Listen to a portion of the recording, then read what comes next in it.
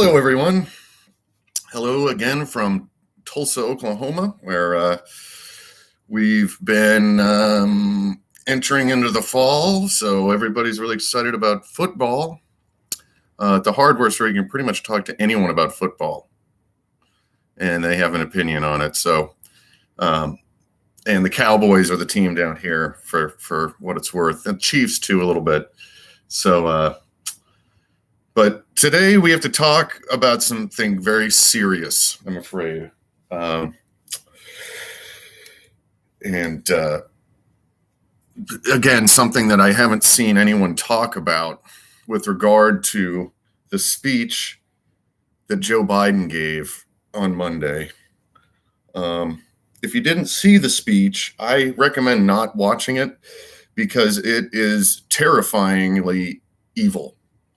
Absolutely bone-chilling in its lean towards true evil. But if you didn't see the visual, he was standing at Independence Hall, which is our nation's most sacred site, where the Declaration of Independence and the Constitution were written. And he was flanked by two columns of blood red light. Okay, blood red, like hell. And then he had Marines flanking his left and right as well. So, and then he lit into this shouting, like just possessed voice and mannerisms and just pure unsolicited anger. Okay. He looked possessed. I mean, he probably had taken some serious, crack. I mean, we know the Biden family loves crack. But he talked about pro-choice, privacy, and being able to marry who you love. Okay. And I've seen all these commentators just kind of blow these kind of things off a little bit as if like, oh yeah, he's talking about abortion and privacy. We like privacy, so that's good. And then of course, gay marriage is what, is what he was talking about, and making sure that stays legal and blah, blah, blah. And it's like, no. You're totally missed the point. You totally missed all 3 points. So I need to explain it to you. I've seen a few people talk about this. Allie Beth Stuckey on The Blaze talked about this a little bit. Jason Whitlock on The Blaze talked about this a little bit. Biden's speech on Monday is all about what's going to happen to Christians in America. Okay, they're going to start attacking Christians in a panopticon. Okay, I mean, it's coming from all angles and all fronts. So I just want you, if you have a biblical worldview at all, or you need, this is just an alert and a warning about that. So I know about this because if you don't, I think I've told the tale of how I got canceled out of Boston, right? I was destroyed. I was absolutely obliterated and memory holding. I mean, I was canceled voraciously by Satanists. Okay, that's who canceled me because I, was speaking out a little more about the transgender thing. And I was kind of like, hey, I don't think we should be doing this, and of course, I got red pilled years ago about climate change and, et cetera. And you can read it about that sort of in my inventory.substack.com, inventory.substack.com. I'm now making the audiobook. So we're in chapter 2 of 43 chapters. And they're all about 5 minutes long. So eventually the audiobook will be like 3 hours. But Satanists canceled me. Okay. They would tell you that, I worked with one. I actually, the person who I think was mostly responsible for me being destroyed was herself very high up in the Church of Satan in Salem, Massachusetts. Okay. And they take themselves very seriously. Okay. This is not a game. This is not a game. And I'm more than convinced that she was chiefly responsible for the movement to destroy David, because everything that I objected to, like the transgender classes for trans kids, I really did not have a very good response to that, and they removed me. She was in charge of that. But anyway, what am I getting at? Okay, well, look at what he said. Look at what Joe Biden said. It shouted, screamed angrily, just like viciously crazy. He talked about being pro-choice. Okay, he didn't explicitly mention abortion, at least not that I remember. Okay, it was about the being able to choose. And what is that exactly? That's Satanism, right? Do what thou wilt. And Whitlock hit this home. Do what thou wilt. That's the Church of Satan. That's Anton LaVey. That's their motto. And what that means is they can choose to do whatever they want. Okay? Not just abortion. Whatever they want. They can do whatever they want. All the way and up to things you can't even speak of. Things that are so horrific that you can't imagine them, and you can't even imagine the most gruesome horror film. That's what he meant. That's what he means by pro-choice. That's what they all mean by pro-choice. Do what thou wilt. So that's right. That's Whitlock got that right. Privacy. What is privacy exactly? What is the right to privacy? Is it about the NSA? Is it about them spying on you? Is that what is it? Because that's fine. We don't want to be spied on. That's not what privacy. That's not what they're talking about. Okay. Joe Biden touched his daughter inappropriately. He's touched everybody inappropriately. The guy's a total sick, twisted old man. Okay. And the diary got out.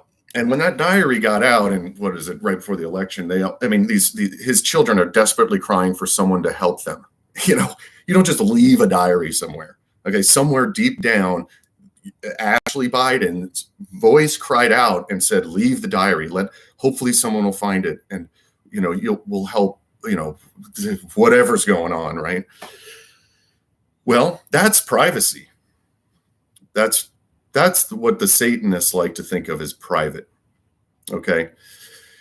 When Satanists take over a school classroom and they say to their little kids, "You can change your gender, try on these little girls' clothes, little boy," you can't tell your parents. That's the privacy they were talking about. Okay. Joe Biden wants the privacy to do whatever he wants to do to his daughter or his whoever, privacy is also kind of an issue with the NDA, right? Privacy to, write code or develop software or I don't know, research something awful and horrible and then practice it in private.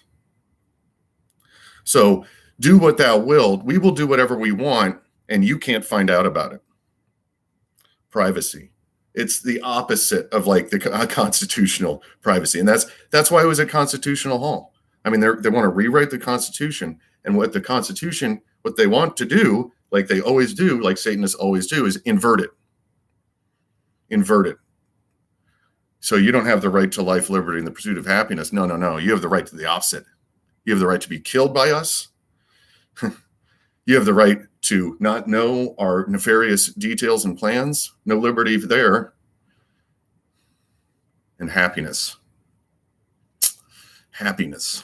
So what do they mean by happiness? How would you invert happiness? Well, what's the opposite of happiness? Misery, right? Or apathy, I guess, really, right? That's what they say. So the right to marry who you love is what he talked about. He didn't say homosexual marriage. He didn't say gay marriage. He didn't say same-sex couples or anything like that. It was right to marry who you love.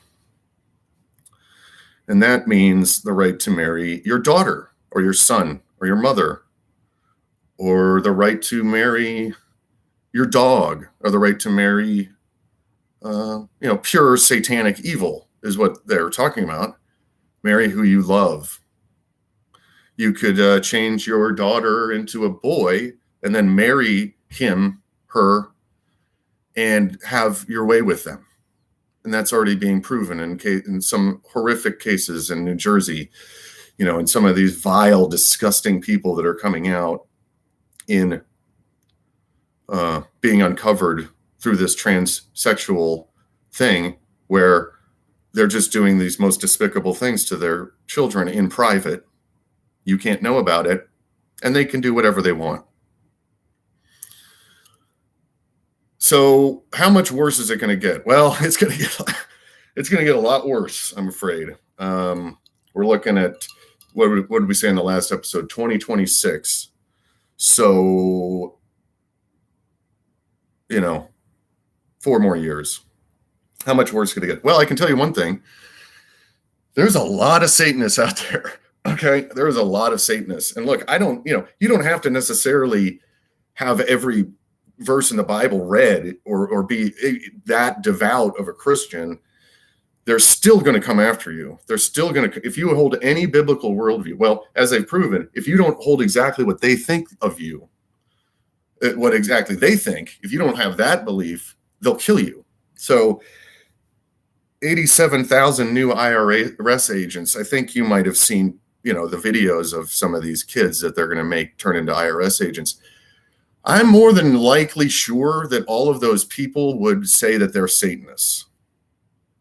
So 87,000 new Satanists are going to have guns. Where do you think they're going to go? They're going to go to churches. I mean, they're IRS agents, right? And churches now have to pay taxes because the Satanists are in charge. So that's where they're going to go. I mean, you're going to see it. You're going to see it. And that was the opening salvo that Joe Biden talked about. He also talked about 75 million MAGA voters, right? Make America great again. There's more MAGA people out there. I mean, Trump rallies are filled to the brim with thousands and thousands of people. And it's not about Trump, it's about America. So Make America Great Again is probably in the neighborhood of 150 million people, 180 million people. Why 75 million? I mean, I know that's because that's how many votes they pretended Trump got. No. They're talking about Christians. 75 million is probably a good number of how many Christians there are left in the nation. And, move forward. We're going to move forward. We're not moving backwards. We're not moving backwards. That's progressive, marching orders for, and I think Jesse Kelly has it right. The genocide that they want to inflict is much more in line with Pol Pot in Cambodia. Because they just hated farmers and traditionalists. I mean, that's all that was. It wasn't about a communist ideology. It was a purely evil ideology that we have to murder millions and millions of people, take them out into, don't even systematically do it. Just take them out to the street and shoot them in the back of the head. It's not about this. I mean, they got plenty of other plans that, and that's what I'm talking about, the panopticon. Everything you see, if Steve Deese talks about this a lot, he's on the Blaze too, but Jesse Kelly's on the First, if you remember right, the First TV, essential viewing. Steve Deese is pretty heavy too. He's on the Blaze, but he talks about the age, the spirit of the age. And if you start to understand the spirit of the age and what the spirit of the age is, which is pure satanic evil, and you can look around and understand, okay, yeah, they don't want us driving our trucks because we're going to drive them to church. They don't want to, they want to starve out farmers because farmers are mostly all Christians, right? Kulaks, as they called them in the Soviet Union. You know, just look everywhere you look, you can see it's an attack on Christianity, you know, and it's coming to a full force, abrupt head soon. So, advice. Yeah, I don't know. Pray, obviously, pray every morning, noon, and night, as the song goes. Support, you know, like we said in the last video, support everything and anyone you can that's speaking up and speaking out. And I would move, you know, I mean, I got canceled out of Boston. I didn't have a choice to move, but boy, am I glad I did. Oh, Lord. I mean, thank you, Lord, for rescuing me and extricating me from that situation. But I would move to a state that's not going to ban cars. I would move to a state that's not going to ban gas cars. That's the entire Northeast. The entire Northeast is going to ban cars. Anything that has a semi-functioning transportation system is going to ban cars. That'll never happen here. You know, that'll never happen in Florida. It'll never happen in Arizona. You know, just think of whoever immediately rejected the vaccine, right? Those states, the free states of America, which I have on my wall at my office, and am only ordering from those states. And that's another thing you can do. And I mean, I know it's an extra step, but I would look at what you buy at the grocery store and make sure it's from a state that's a part of the free states of America, right? Because, you know, they're gonna ban cars to keep you from going to church, mostly. You know, they're taking away your kid. They're taking away the kids of all of the Christians, and they delight in it. They absolutely delight in the little ones and getting at their innocence. I mean, they suck it up like demonic souls that they are. You know, that's just the reality that we live in now. And we have an army of our own. Not gonna lie, you know, we have a spiritual army. That's why I've got my Deus Volt shirt on. God wins. The Zoomers, you know, based, you know, go to a baseball game in Tulsa. You know, those are our people. But go somewhere where they are.